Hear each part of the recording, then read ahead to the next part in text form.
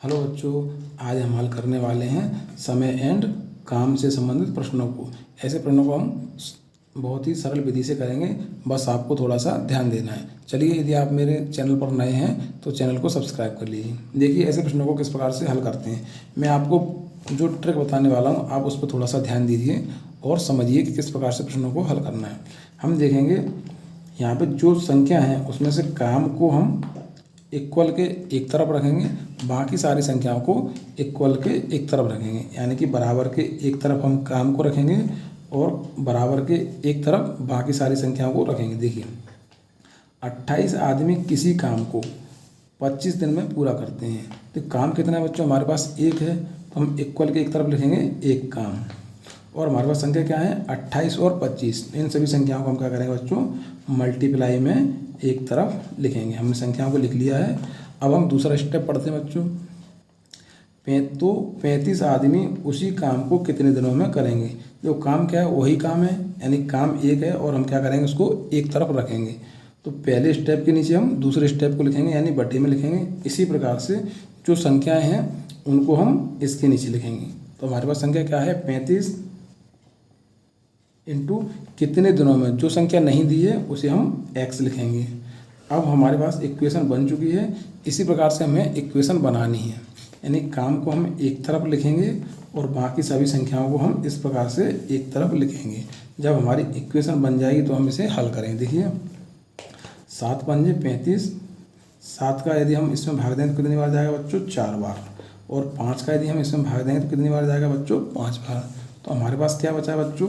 4 into 5, यानी कि 20/x बराबर 1/1 बचा हुआ है।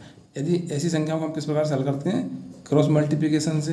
तो हमारा आएगा x बराबर 20। देखिए, हमारा फाइनल आंसर आ चुका है और कितनी आसानी से हमने प्रश्न को हल कर लिया है। अब हम अगले प्रश्न में फिर से समझेंगे। देखिए, तो इस प्रश्न का सही आंसर क्या होगा बच्चों? इस प्रश्न का सही आंसर होगा ऑप्शन डी 20। चलिए बच्चों, हम फिर से ट्रिक के माध्यम से प्रश्न को हल करते हैं। मैंने आपको बताया था कि बराबर के एक तरफ हम काम को लिखेंगे। तो देखिए, 8 घंटे प्रतिदिन काम करके बाकी सभी संख्याओं को क्या करेंगे बच्चों? हम मल्टीप्लाई में लिखेंगे। देखिए, 8 घंटे प्रतिदिन काम करके 20 आदमी किसी एक कार्य को, यानी काम कितना है बच्चों? हमारा एक, तो हम काम को एक तरफ लिखेंगे। कार्य को 28 दिन में पूरा करता है, तो इसको भी हम क्या लिखेंगे? एक तरफ मल्टीप्लाई में लिखेंगे। अब यहाँ से हमारा दूसरा स्टेप चालू होता है, तो उस स्टेप को हम इस संख्या के बटे में लिखेंगे, यानी कि भाग में। 10 घंटे प्रतिदिन कार्य करके, तो 10 इंटू 14 आदमी, तो हम क्या लिखेंगे? 14। उसी काम को, काम हमारा एक है तो हम एक लिखेंगे। कितने दिनों में पूरा करेगा? तो कितने की जगह हम क्या लिखेंगे? जिस चीज़ को पूछा उसकी जगह हम क्या लिखेंगे? x लिखेंगे। हमारी इक्वेशन बन चुकी है। अब हम इसको हल करेंगे। देखिए, 14 से हम यदि 28 में भाग देंगे 2 बार जाएगा। 10 का यदि हम 20 में भाग देंगे तो 2 बार जाएगा। अब हम इन संख्याओं को सभी का मल्टीप्लाई करेंगे। देखिए, 8 दूने 16 और 16 दूने 32। कितना बचा है हमारा बच्चों? 32/x बराबर 1/1। अब हम इन संख्याओं का क्या करेंगे? Cross multiply. तो हमारा क्या आएगा बच्चों?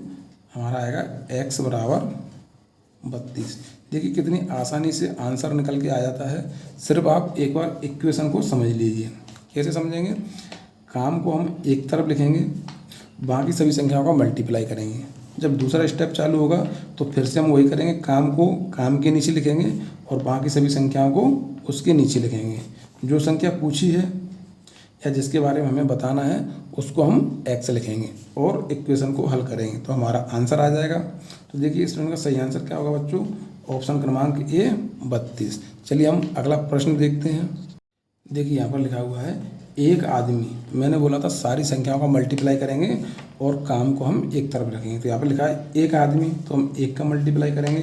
किसी कार्य को, काम हमारा क्या है? एक, तो हम काम को एक तरफ लिखेंगे बराबर के। किसी कार्य को 6 घंटे यानी कि 6 का मल्टीप्लाई करेंगे। 36 दिनों में पूरा करता है, तो इसका भी मल्टीप्लाई करेंगे। देखिए, कितना आसान है लिखना। बाकी सभी संख्याओं का मल्टीप्लाई करना है और काम को हमें एक तरफ रखना है। चलिए, हम अगला स्टेप यहाँ से प्रारंभ होता है। तो अगले स्टेप को हम क्या लिखेंगे? इस संख्या के बटे में यानी भाग में लिखेंगे। देखिए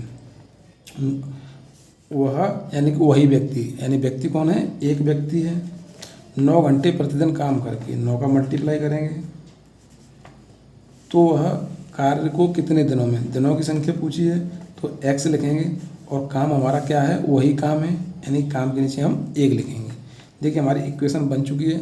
इस इक्वेशन में हमें कुछ भी नहीं करना है बच्चों, हमें सिर्फ काम के नीचे काम में लिखना है और बाकी सभी संख्याओं को मल्टीप्लाई में लिखना है। देखिए हमारी इक्वेशन बन चुकी है। अब हम इसको हल करेंगे। 9 का यदि हम इसमें भाग देंगे तो कितनी बार जाएगा बच्चों, 4 बार। और 6 का यदि हम 4 से मल्टीप्लाई करेंगे तो कितना आएगा बच्चों, 24। नीचे x लिखा हुआ है, इधर 1/1 लिखा हुआ है। और ऐसी इक्वेशन को हम किस प्रकार से हल करते हैं, क्रॉस मल्टीप्लाई करके। तो देखिए x बराबर क्या आएगा बच्चों, 24। और यही हमारा क्या है, फाइनल आंसर है। देखिए 1 सेकंड में हम इस तरीके से प्रश्न को हल कर सकते हैं। हमने अभी मात्र 1 मिनट में 3 प्रश्नों को हल कर लिया है, जबकि मैं यहाँ आपको समझा रहा हूँ तब 1 मिनट लगा है। तो आप यदि हल करेंगे तो मात्र 20 सेकंड में तीनों प्रश्नों को हल कर सकते हैं। यदि आपको वो वीडियो पसंद आया हो तो लाइक करें और चैनल को सब्सक्राइब करें और इस इक्वेशन को हल करना सही से सीखें। मिलते हैं अगले वीडियो में। धन्यवाद बच्चों।